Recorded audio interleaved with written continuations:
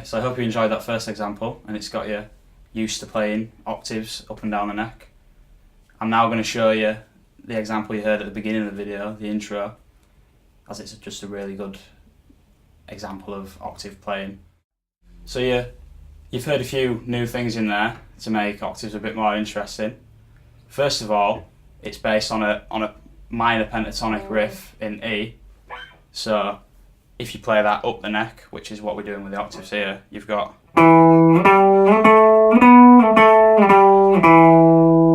and then on the E string. So you've got your first finger on the 7th, and then the 10th, 12, and so on. You can see that. If you're struggling with your pentatonics, there will be a free lesson on the Code Guitar website for you to check out. And obviously, we're talking about octaves here, so when you're playing an octave with a pentatonic, that's why it's good to have the shape up the neck.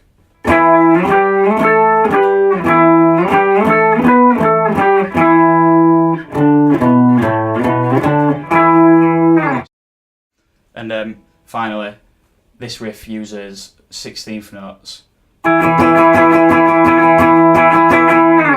which again, they're really good to use with octaves. You can call them 16th notes or quarter notes or semiquavers. It doesn't really matter, they're all the same thing. And basically you're dividing a beat into 4 notes. So there is another lesson on 16th notes for you to check out and really learn what they are. So I'm not going to talk too much about the timing of it for this, to show you the example, because we don't want to confuse it. Sometimes it's easy just to listen to the rhythm of the song and just get it down. But basically that first part of the riff, you've got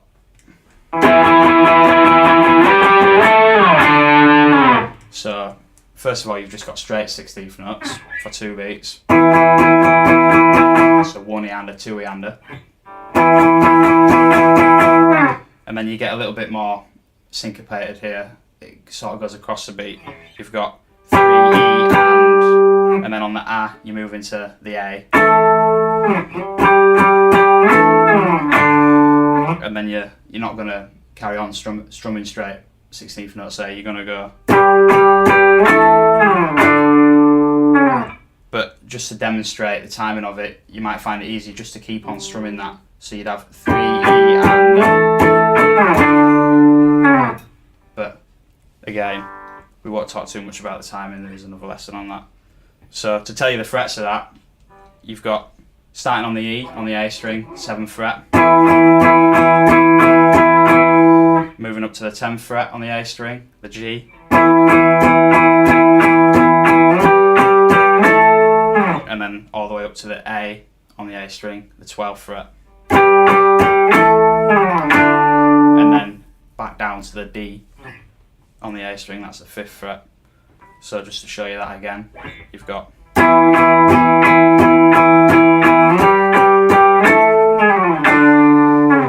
get a little slide in there to come down.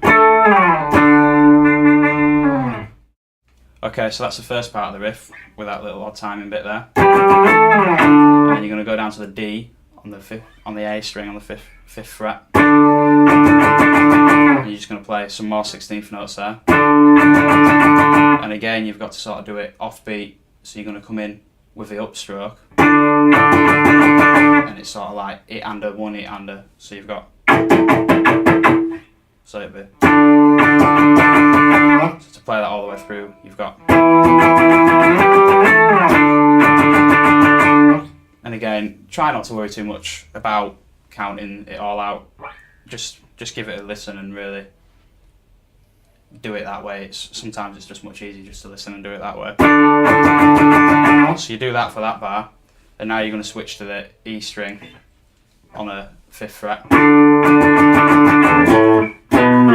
So you've got an A octave on the 5th fret there, on the E string, and then just move it up to the 7th fret for the B. And they're just quarter notes, so you're not strumming straight through them anymore now, you're just doing.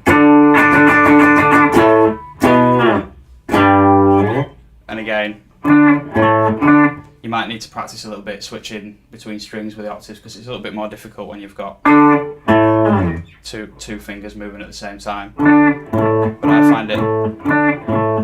I find it easy just to minimise movement and just sort of roll your fingers up, and they should just hit the strings. So you've got.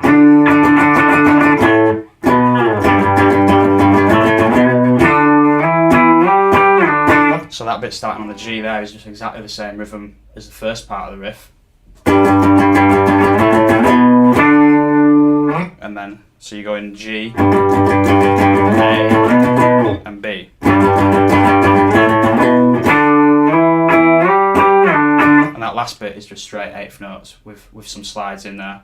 As I've said before, slides sound really good with octaves and help you move up and down the neck with them. So you've got, starting on the D, you've got D to E on the 7th fret, and then up to the 10th fret on the G, and then back down to the D. So it's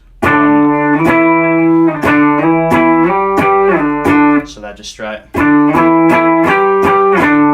But obviously, you don't actually need to play the first one when you move. You want to slide that up, so it'd be.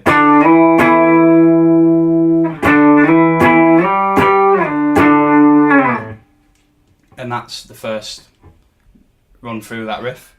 So now you can play along to that if you like, and I'll do it at a slower tempo for you to play through it. So we'll do it 1, 2, 3, 4.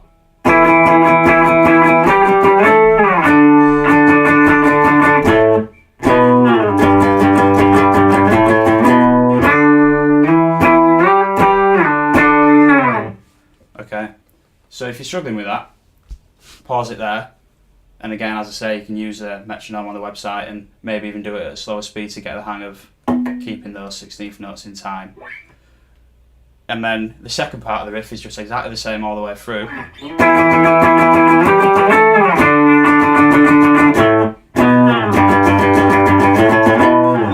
But now you've got a second time ending, if you like. It's got an alternate ending. And you're going to do the 8th notes again.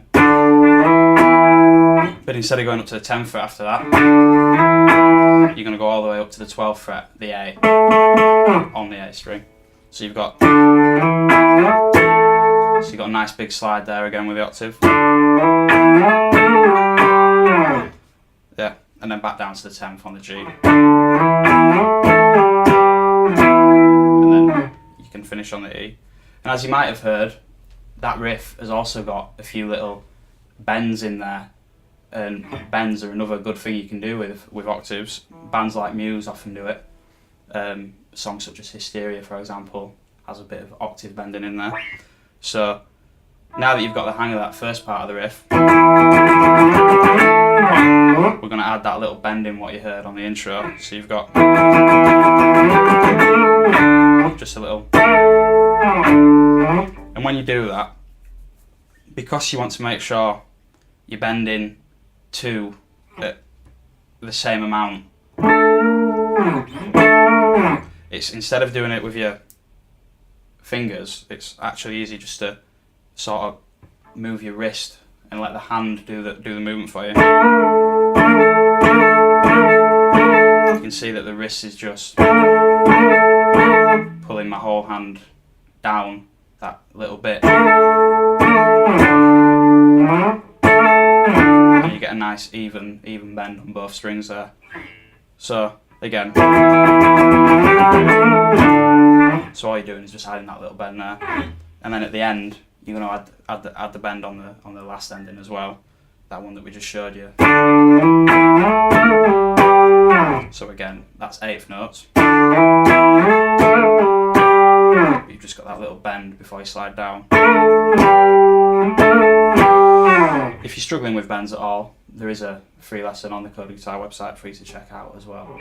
But as I say, the best way is just get that wrist movement in there to make sure you get a good action on it. So that's basically the riff, and I'll just play it through one more time for you again, just to show you it.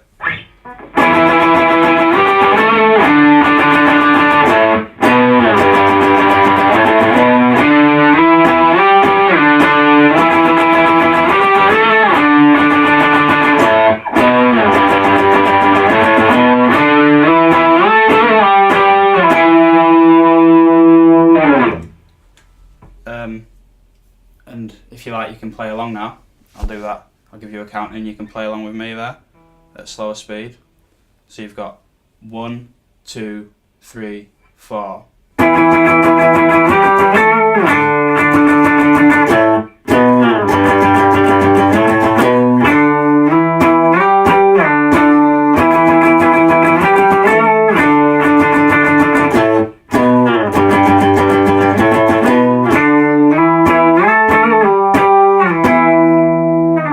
Okay, well done there. And as I say, if you're struggling at all with that speed, you can practice it at slower speed with the metronome on the website. And again, if you're not showing any of the notes, just have a little practice yourself. You know, get creative with it. Play up and down those pentatonic scales. Put those slides in there, and hopefully you can come up with something yourself. You know, put your own stamp on these octaves and slides. Add a few bends in there. So I hope you really enjoyed that lesson, and I hope you enjoyed the examples. But what is important is these examples are good in practice, but it's also good to start learning full songs, you know, that you can play with other people and really put stuff into practice. So once you get the hang of these, it might be worth checking out some of the level 3, level 4, level 5 song lessons on the website. And I hope to see you soon. Thank you.